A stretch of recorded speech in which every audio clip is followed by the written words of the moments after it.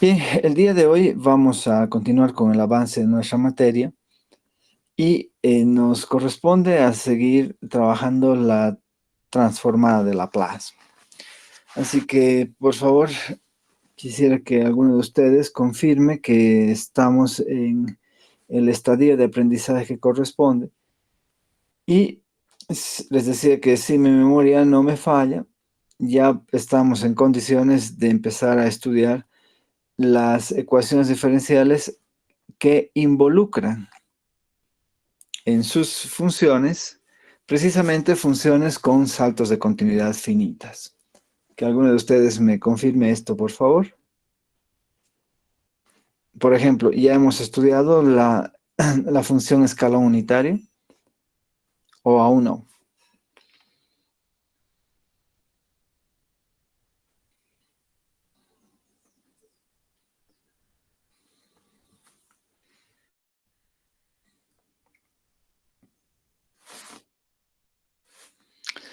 Bien, sí, entonces estamos por buen camino. Creo que lo último que hemos hecho ha sido el estudio del teorema del desplazamiento exponencial. Bien, así que voy a presentarles ahora esto. Aquí vamos, voy a compartir pantalla y vamos a buscar los apuntes que tengo previstos para el desarrollo de estas ideas.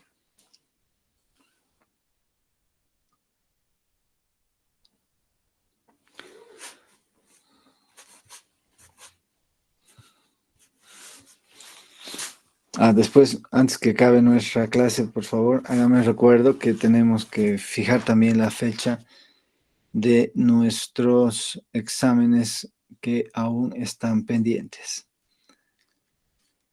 Bien, no aparece aquí mi función escalón unitario.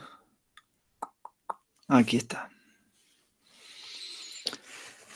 Sí, pues estábamos viendo con otro grupo que el calendario académico aprobado por consejo facultativo nos faculta a que podamos ya programar nuestros exámenes del segundo parcial a partir de mediados de diciembre, concretamente a partir del 13 de diciembre. Así que vamos al finalizar esta sesión de hoy, ya de una vez agendar las fechas de los exámenes que todavía nos quedan.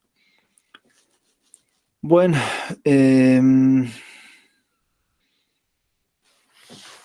vamos a trabajar a continuación la transformada de Laplace de funciones continuas por tramos. Vamos a estudiar más a fondo este tipo de funciones.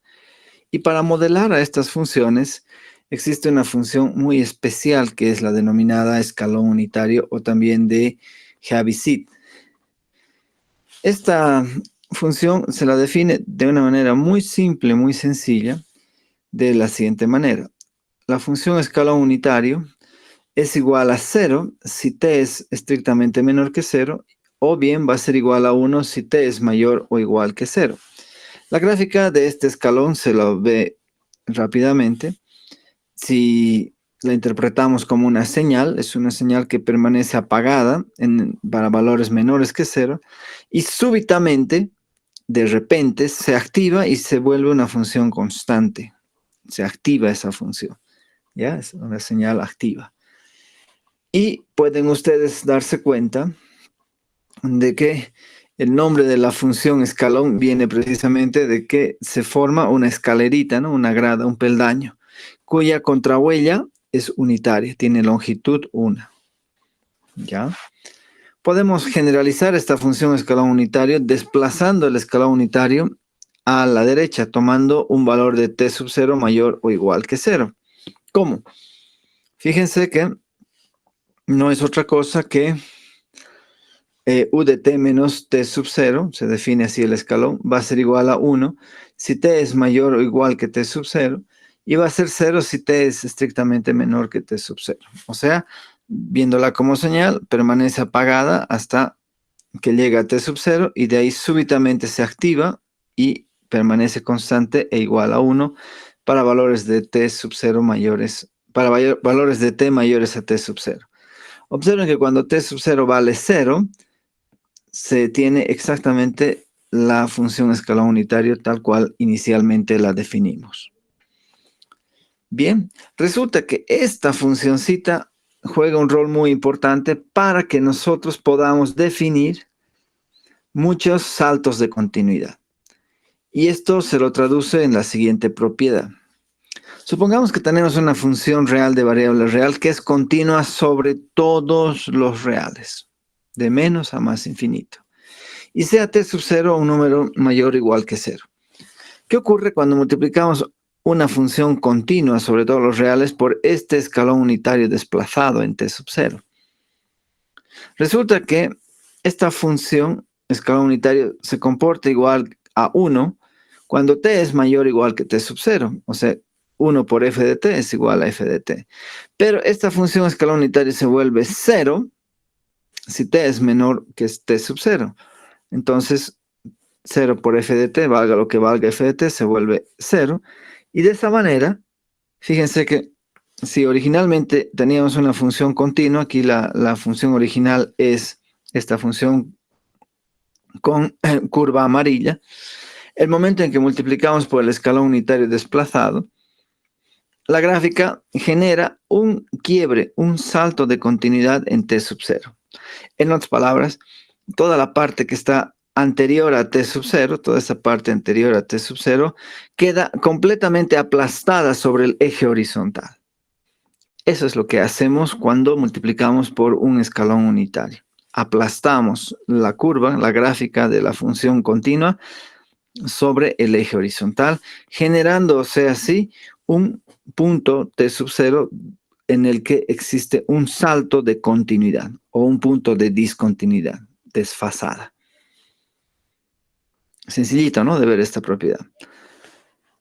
Pero gracias a esta propiedad es que nosotros vamos a poder modelar con auxilio de la función escalón unitario desplazado a cualquier función continua por tramos. Y aquí va la observación. Supongamos que sea h una función real que está definida sobre los reales no negativos, que es continua por tramos y que queda definida mediante estas n funciones. F sub 1, h de t va a ser la función f minúscula sub 1. Si t está entre t sub 0 y t sub 1, va a ser f sub 2. Si t está entre t sub 1 y t sub 2, va a ser f sub n si t está entre t sub n menos 1 y t sub n. ¿Ya? Aquí hay un errorcito, la desigualdad tiene que ser estricta. Ahí está. Bien, donde cada una de estas funciones f sub i, que son reales de variable real, son continuas sobre el subintervalo sobre el cual están definidas. Es decir, sobre el subintervalo de t sub i menos 1 a t sub i para los valores de i que están entre 1 y 2. Así, en la gráfica de la función h se la puede ver como una función continua. Tiene un salto de continuidad en t sub 1. Después, en el intervalo de t sub 1 a t sub 2, la función es continua. En el intervalo de t sub 2 a t sub 3, la función continua. Pero observen de que la función h presenta saltos de continuidad sobre cada t sub i real. O sea que esta es una función con una cantidad finita de quiebres, de saltos de continuidad. Bueno, ¿cómo vamos a usar el escalón unitario para caracterizar a la función h? Primero, fíjense, supongamos que queremos modelar a la función h cuando tenemos un valor de t que está comprendido entre t sub 0 y t sub 1. O sea, cuando tenemos valores de t oscilando en el intervalo de t sub 0 a t sub 1. Y ahora acordémonos de dos cosas. Cuando tomamos valores de t menores que el valor del desplazamiento del escalón unitario, la función se anula, vale 0. Pero si son mayores al valor del desplazamiento del escalón unitario, la función se activa y es igual a 1. ¿De acuerdo? Entonces, empezamos. Si tomo un valor de t, escribimos f sub 1 de t por el escalón unitario u de t menos t sub 0. Como t sub 0 es igual a 0, y estamos tomando valores de t mayores que t sub 0, esta función queda activa y vale 1. ¿No? T sub 0 es igual a 0, pero por lo tanto esta función, todo el escalón vale 1. multiplicado por f sub 1 de t queda activa. Muy bien. Ahora activamos la otra función. Supongamos que ya estamos en el intervalo de t sub 1 a t sub 2. Entonces tenemos que activar la función f sub 2 más f sub 2 para que quede activa. Multiplicamos por el escalón unitario desplazado en t sub 1. Es decir que antes de que t asuma el valor de t sub 1 tiene que valer 0. Así que esto creo que me está generando confusión. Lo voy a borrar nomás. Esto es menos t sub 0. Entonces, esta función, fíjense, en el intervalo de t sub 0 a t sub 1, vale 0, no está activo. Pero esto sí estaba activo. Ahora, estamos en el intervalo de t sub 1 a t sub 2. Esta función queda activa, vale 1. Esta función queda activa, vale 1. Entonces, para desactivar a f sub 1 y solamente modelar h de t como f sub 2, vamos a sustraer esta función f sub 1 de t por el mismo escalón unitario que activaba a f sub 2. Entonces, fíjense, en el intervalo de t sub 1 a t sub 2, las tres funciones quedan activas. Las tres funciones quedan activas. Esto provoca que f sub 1 se anule con este menos f sub 1 y solamente queda f sub 2 de t, que es lo que queríamos. Ahora, vamos al siguiente intervalo. Supongamos que estamos con valores de t que están entre t sub 2 y t sub 3, aquí. Activamos f sub 3 de t. ¿Cómo? Multiplicando por u de t menos t sub 2. No se olviden que esta función vale 0 para valores menores a t sub 2. Así que no afectaría para nada a las otras funciones. ¿No es verdad? Entonces, pero sí, cuando t es mayor a t sub 2, esta función queda activa. Pero como ha quedado activa, esta función también va a quedar activa, van a quedar activas estas otras funciones escalón unitario. Con f sub 1 no nos preocupamos porque ya se han anulado mutuamente. Pero con f sub 2 sí hay un problema porque tenemos que desactivarla, ya que en el intervalo de t sub 2 a t sub 3 solo queremos que esté activa f sub 3. Entonces desactivamos f sub 2 y la desactivamos únicamente cuando ya estamos con valores de t mayores a t sub 2. De esa manera f sub 3, solamente quedaría f sub 3 y quedarían anuladas f sub 1 con su opuesto, f sub 2 con su opuesto. Y así podemos continuar todo el tiempo activando cada nueva función hasta llegar a f sub n por u sub n, u sub t, u de t menos t sub n menos 1. Así sería. Pero para que esto quede balanceado, la función f sub n menos 1, o sea, la función que estaba aquí antes, ha estado activa en el anterior intervalo. Para desactivarla tenemos que sustraerla por el mismo escalón u de t menos t sub n menos 1. Por el mismo escalón. Entonces, lo que quiero hacerles notar es algo muy interesante. Cualquier función continua por tramos siempre va a ser una sumatoria de el producto de una función continua por una función escalón unitario. Una función continua por un escalón unitario. Una función continua por una función escalón unitario desplazado. En consecuencia, si yo quiero saber cuál es la transformada de Laplace de esta función h de t, lo único que tengo que hacer es saber cómo se transforma el producto de una función continua por un escalón unitario desplazado. ¿Está eso claro? Esta expresión se la puede reescribir de una forma más compacta, como f sub 1 más esta sumatoria, ¿no? Una diferencia de funciones por el escalón unitario desplazado. Pero en la práctica no se utiliza mucho esto, sino más bien nos interesa el concepto de ir generando una nueva función y multiplicando por las funciones que activan o desactivan la función que se necesita modelar sobre el intervalo de definición. Como ejemplo, vamos a modelar la función h, que está definida mediante estas tres funciones, el coseno, el 2 y menos e a la menos t, en estos diferentes subintervalos. ¿Ya? Así, por ejemplo, h de t se comporta como el coseno de t, aquí está su gráfica, en el intervalo de 0 a pi. Pero después súbitamente salta y se comporta como una función constante e igual a 2 en el intervalo de pi a 2pi. Luego tiene una caída brusca cuando llega a 2pi, ¿no? Un salto de continuidad y se comporta después como esta función creciente menos e a la menos t, ¿no? Esta es la gráfica de la función h de t. Fíjense que es una función que presenta dos quiebres o dos saltos de continuidad, uno sobre pi y el otro sobre 2pi.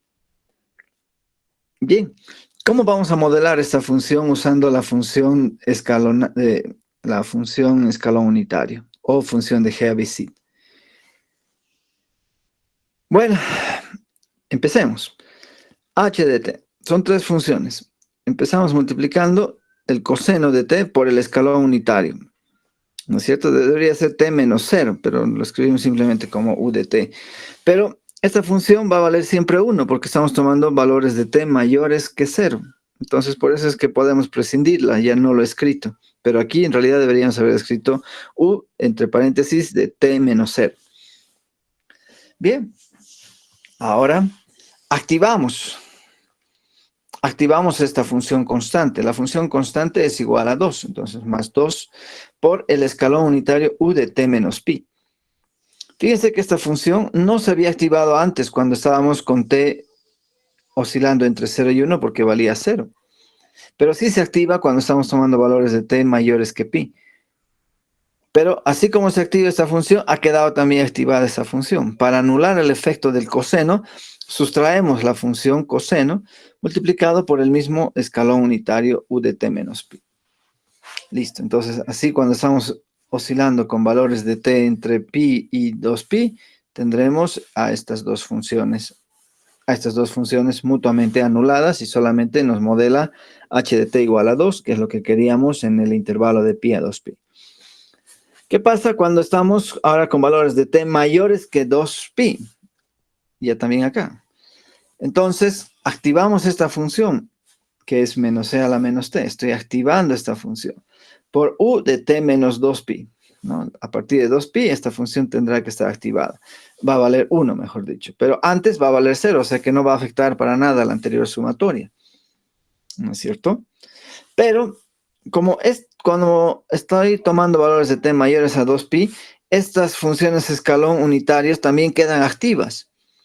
Para desactivar el efecto del 2, tengo que restar menos 2 veces u de t menos 2pi.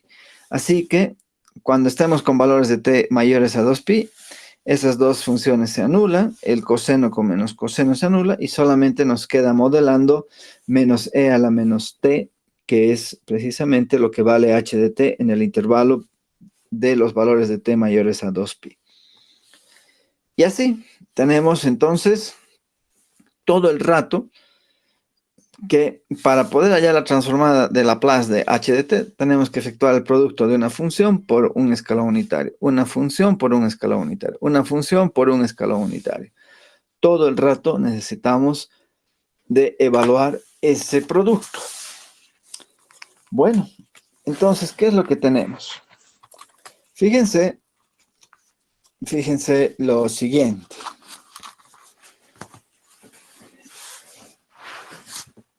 Vamos a calcular la transformada de Laplace de una función continua por un escalón unitario desplazado, ¿no? Aquí valga la redundancia, f es una función real de variable real continua y t sub 0 es un número real mayor o igual que 0.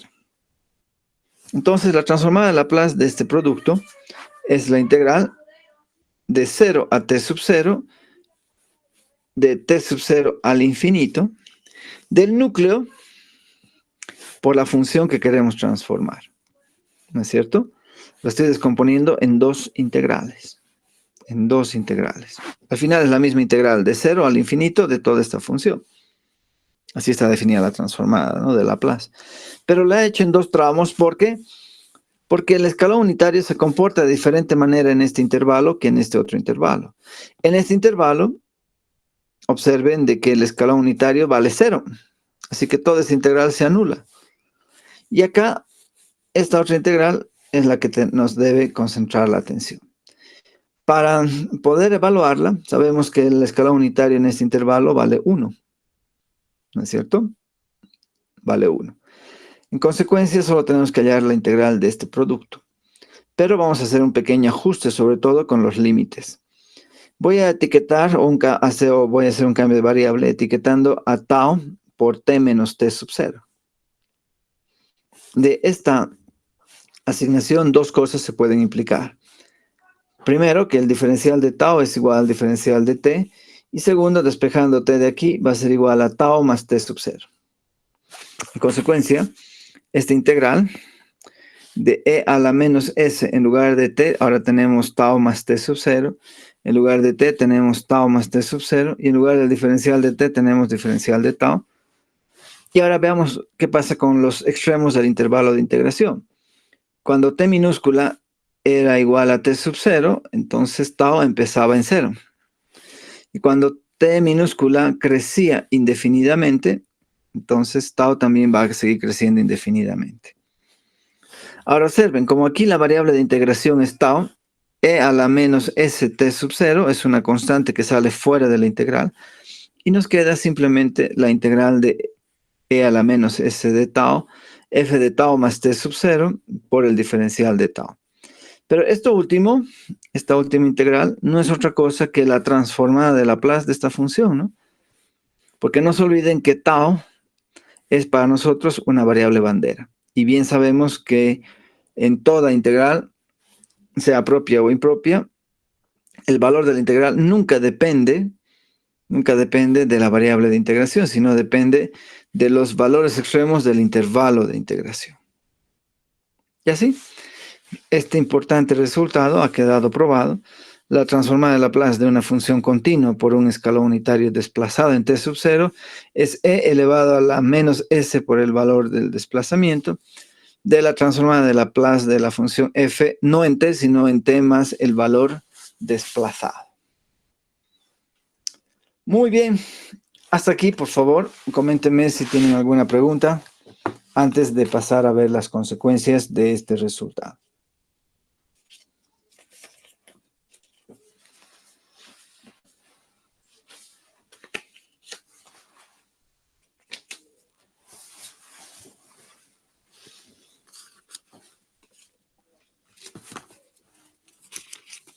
Bien, entonces hago cómplice a su silencio y pasamos a continuación a ver dos consecuencias importantísimas. De hecho, si soy sincero, más que usar este resultado, usamos más las dos consecuencias que voy a pasar a declarar a continuación. Supongamos que la función f de t es una función constante 1. Esto hay que entenderlo con mucho cuidado. Cuando decimos que f de t es la función constante, estamos diciendo que no importa cuál sea el valor de entrada de esta función, la salida siempre es la misma. Así, por ejemplo, f de 5 es igual a 1, f de 2 es igual a 1, f de pi es igual a 1, f de 8 es igual a 1, f de k es igual a 1. No interesa cuál sea el valor de entrada, la salida es 1. En consecuencia, la transformada de Laplace de 1 por el escalón unitario va a ser e a la menos st sub 0 por la transformada de Laplace de f de cualquier valor de entrada. Pero el f de cualquier valor de entrada vale 1. Y la transformada de Laplace de 1 es 1 sobre s. Esto nos da paso a una importantísima propiedad. Acabamos de encontrar que la transformada de Laplace del escalón unitario desplazado en t sub 0 es e a la menos st sub 0 partido s. Consecuencia de esto, cuando t sub 0 vale 0, tendremos 1 sobre s. Lo que demuestra, escuchen bien, lo que demuestra que la transformada de Laplace no es inyectiva porque tenemos dos funciones distintas que poseen la misma imagen. Acuérdense de esto. Dos funciones distintas que poseen la misma imagen. Por eso es que hemos tenido que efectuar una restricción de dominio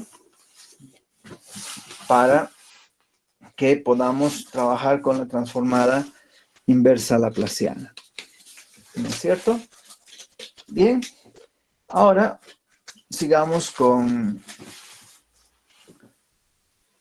la segunda consecuencia. ¿Qué ocurre si queremos hallar la transformada de Laplace, ya no de f de t, sino f de t menos t sub 0, por este mismo escalón unitario? Usando el resultado que ya se ha probado, que está aquí bien cuadradito, vamos a tener e a la menos s de t sub 0, f de, en lugar de t, ahora tenemos t menos t sub 0, más t sub 0. Observen que menos t sub 0 y más t sub 0 se anulan y nos queda e a la menos s de t sub 0 por la transformada de Laplace de la función f. Bien, esto no es nada interesante, pero como la transformada de Laplace de una función es una función que depende de s, entonces podemos aplicar la transformada inversa de Laplace al producto de esta función exponencial por esta función f de s. ¿Qué nos tendría que dar? Toda la expresión que está aquí entre llaves, ¿no es cierto? Y esa es la segunda consecuencia, que la transformada inversa de Laplace de esta función exponencial por f de s, por una función f de s, no es otra cosa que el producto de f de t menos t sub 0 por el escalón unitario con el mismo desplazamiento, donde f minúscula es la transformada inversa de Laplace de f de s. ¿Está eso claro? Es la transformada inversa de Laplace. Y esta propiedad, vaya que sí la vamos a usar muchísimo. Muchísimo, muchísimo. Así que tenemos que tomarle mucho cariño. Bien. Veamos a continuación algunos ejemplos. La transformada de Laplace de esta constante por el escalón unitario desplazado en pi tercios va a ser 3 veces por la transformada de Laplace del escalón unitario evaluada en pi tercios. O sea que tendremos e a la menos s por pi tercios o menos pi s tercios sobre s. No, estoy simplemente usando este resultadito, donde t sub 0 es pi medios. Bien, ahora vamos a usar la segunda consecuencia para ilustrar, o mejor dicho, voy a usar el segundo ejemplo para ilustrar la segunda consecuencia. Resulta que si tenemos aquí esta función exponencial e a la menos 2πs por esta función que depende de s, resulta que su transformada inversa de Laplace es una función f evaluada en t menos el valor del desplazamiento por el escalón unitario, también conservando el mismo valor del desplazamiento, donde esta función f de t es la transformada inversa de la función que acompaña a la función exponencial. ¿No es cierto? Esta transformadita inversa la podemos trabajar acá abajo. Primero voy a efectuar una descomposición en fracciones simples, en dos fracciones simples. Hallo los valores de a y b. A sale 1/7, b sale 6/7. Así que la transformada inversa de esta fracción, que es f de t, va a ser 1/7 de la transformada inversa de esta fracción, más b veces, que es 6/7, la transformada inversa de 1 sobre s más 3. Bueno, ¿qué es esto? La transformada inversa de 1 sobre s menos 4, que es e a la 4t. La transformada inversa de 1 sobre s más 3, que es e a la menos 3t. Así que, para hallar esta función f de t menos 2pi, donde había t, ahora tenemos que poner t menos 2pi. O sea, donde había t, tenemos que poner t menos 2pi. Y eso es precisamente lo que estamos haciendo. Toda esta es la función f evaluada en t menos 2pi y multiplicada recién por el escalón unitario desplazado en 2pi. Y esa es precisamente la transformada inversa. ¿Está bien? ¿Se ha dejado entender? Esto lo vamos a usar muchísimo, así que lo tenemos que tener bien, bien, bien clarito. Cada vez que tenemos una función exponencial por una función que depende de s, entonces el coeficiente de menos s es el valor que nos va a dar el desplazamiento del escalón unitario y de la función que va a obtenerse de esta transformada inversa.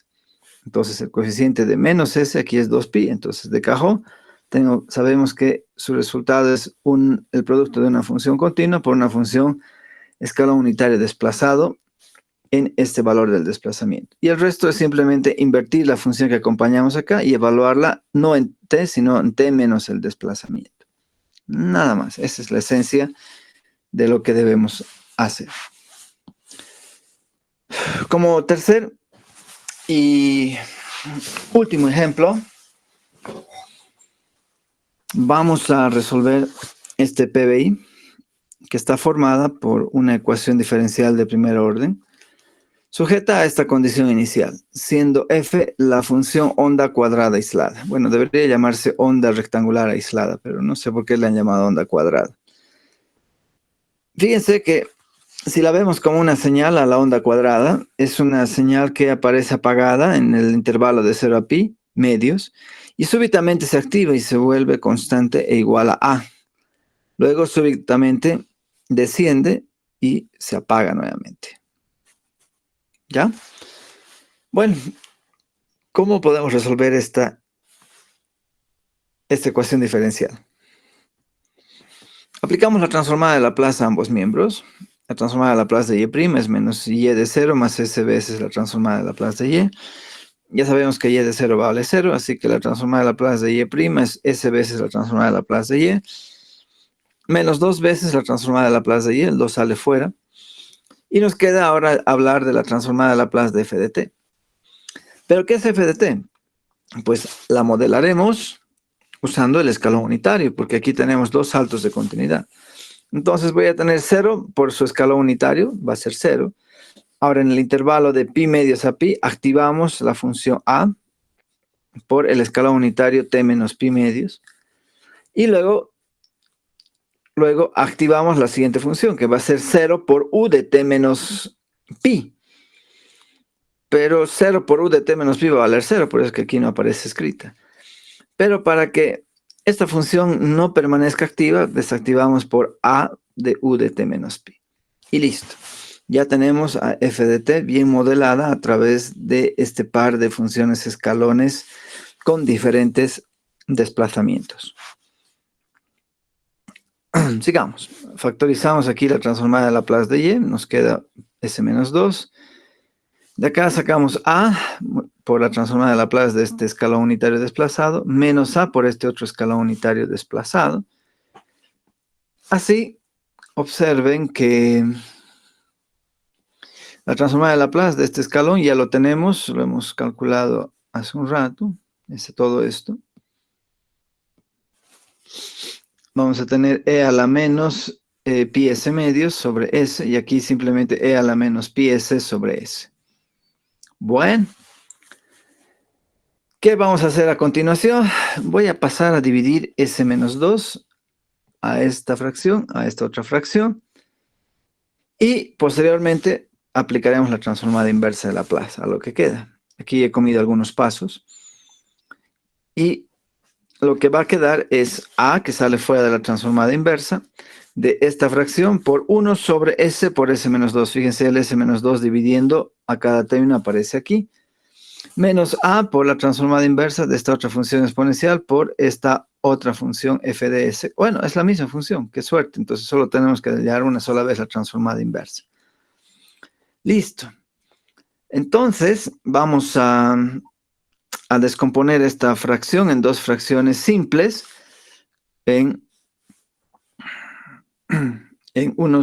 a sobre s más b sobre s menos 2. Salta a la vista que a es menos 1 medio, b es 1 medio, no hay ningún problema.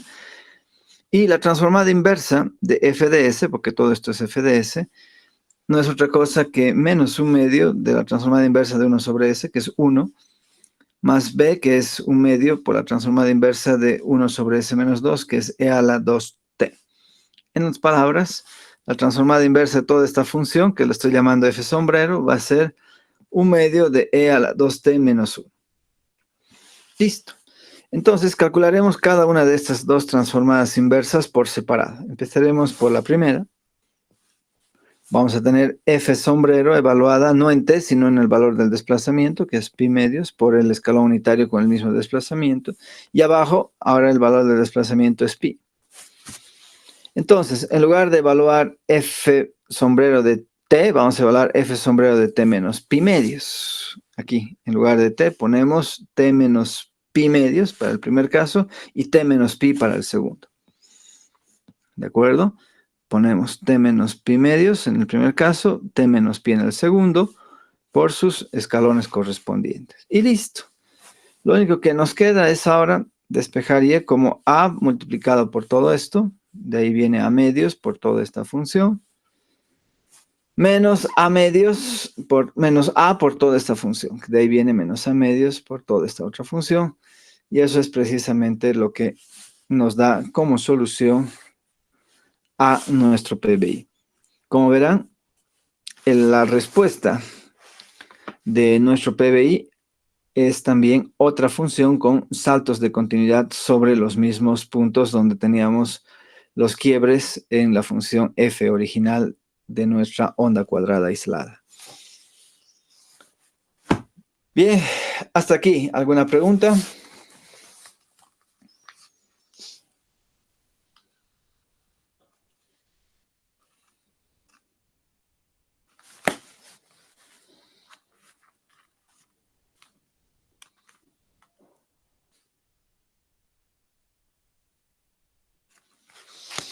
Vamos bien, entonces.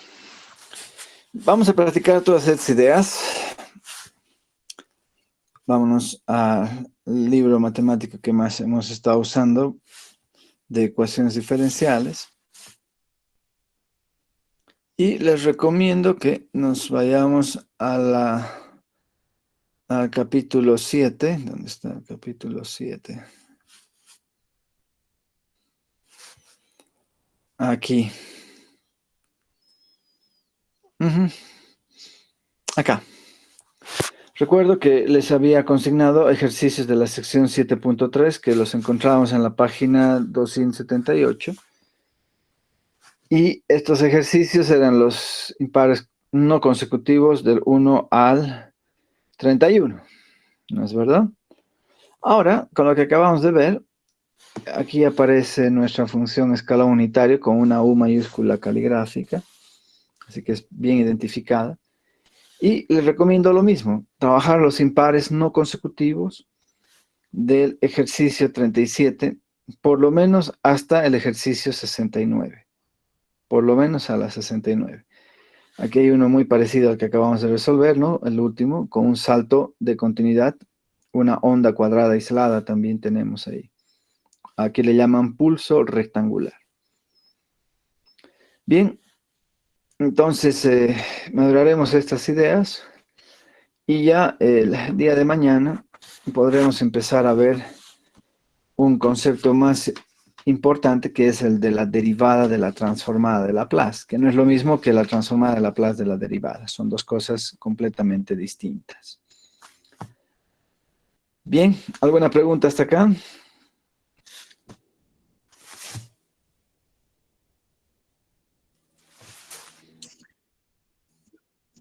Ah, sí, sí, el examen, gracias por recordarlo. Bueno, hace rato he entrado a la página, pueden ver en la parte superior, a la página de nuestra institución. Me he ido a la sección donde dice descargue aquí el cronograma 2021, ¿no? El último aprobado. Ustedes pueden ver de que el inicio de los segundos exámenes parciales está previsto para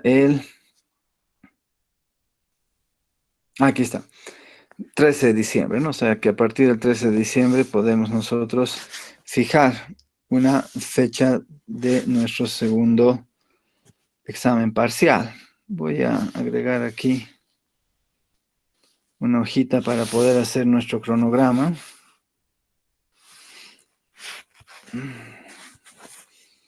Entonces, cronograma de evaluaciones pendientes, ¿no? Nuestra materia es ecuaciones diferenciales.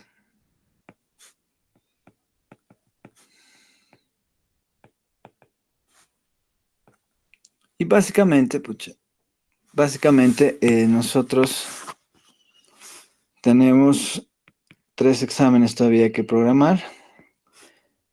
Vamos a poner aquí las fechas. ¿Cuáles son esos tres exámenes? Todavía nos queda un segundo examen parcial, un examen final y una prueba de segunda instancia. Bueno, a ver, el día de mañana ya vamos a trabajar dos nociones que son la noción de convolución y la noción de la derivada a la transformada, como les he dicho. Eso nos comería una clase, otra clase para poder terminar la transformada de Laplace de funciones periódicas. Así que quedaría una clase más para poder hacer la transformada de Laplace de la función impulso unitario. Acabaríamos la siguiente semana esta enorme y larga unidad. Y en contraposición a eso viene una unidad muy cortita que es la de los sistemas de ecuaciones lineales. O sea que, viendo el calendario, ¿dónde está nuestro calendario? Que ya lo he descargado. Cronograma 2-2021. Este es. Ah, aquí ya lo había tenido. Viendo el calendario, ¿cómo estamos nosotros?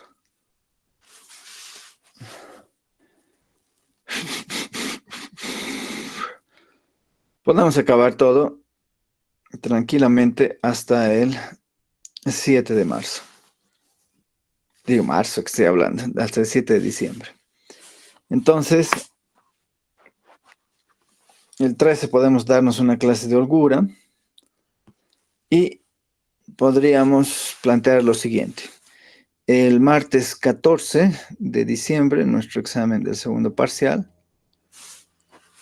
Una semana después, el 21 de diciembre, el final. Y una semana después, el 28 de diciembre, nuestro examen final. Los 3 días... Oh, ¿qué ha pasado? No sé qué ha pasado, pero me parece que hemos perdido esto que estábamos hablando. Sí, parece que hemos perdido. A ver, vamos a ver, clarito va a ser.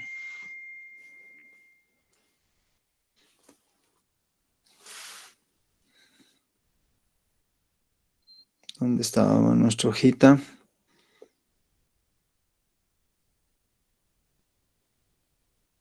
Aquí estaba, ¿no? Qué bien, no está perdida. Bueno, les decía que esta sería la propuesta de cronograma de evaluaciones. Y les hago recuerdo de que para el segundo examen parcial, el contenido de evaluación incluiría solo 3 unidades de aprendizaje. Una de ellas tiene que ver con las series de potencias enteras, 2, la transformada de Laplace, y 3, los sistemas de ecuaciones lineales, que por el enfoque que voy a dar va a ser una aplicación más de la transformada de Laplace. En cambio, el examen final y la prueba de segunda instancia estaría concentrada solamente, bueno, contemplaría a todo el contenido de la materia como contenido de evaluación, ¿no? Esto debido a que si no hubiesen aprobado ninguno de los parciales, pueden presentarse al examen final e igual adueñarse con una nota de aprobación de la materia. Finalmente, si no hubiesen aprobado el examen final, pero sí tienen un promedio mayor o igual a 26 entre los dos parciales, quedarían habilitados a rendir una prueba de segunda instancia con la única desventaja de que su máxima nota de aprobación sería 51. Esa sería, digamos, la única desventaja. Después, tienen todavía la chance de aprobar. Bien, por favor, escucho sus comentarios. Si alguien tiene una contingencia, este es un buen momento para que pueda manifestarse.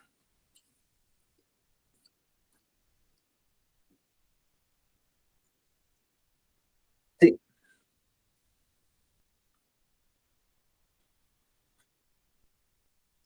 Ah, entonces yo te repruebo con gusto, porque no tendría lógica, ¿no? Si ya se aprueba la materia, no tiene sentido que repruebes la materia en un examen final. Eso es un sinsabor, no tiene un sentido. reprobadísimo, ¿ya? Así que si das los dos parciales y has aprobado, lo recomendable es que ni te presentes al final, ¿no? O te presentes, pero no entregues tu examen, por lo menos. ¿No es cierto? Yo haría esa estrategia. ¿Me deja claro? Me dejo entender, mejor dicho. Súper entendido. Si están entrando a finales porque quieren mejorar esa nota, ¿no? Debe mejorar esa nota.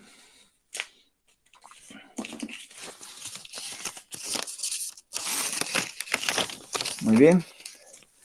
¿Alguna otra pregunta?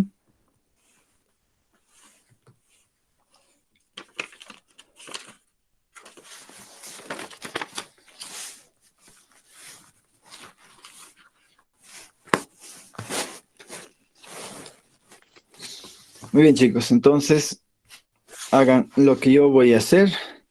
Irme al 14 de diciembre y voy a agregar un nuevo evento. Un segundo examen parcial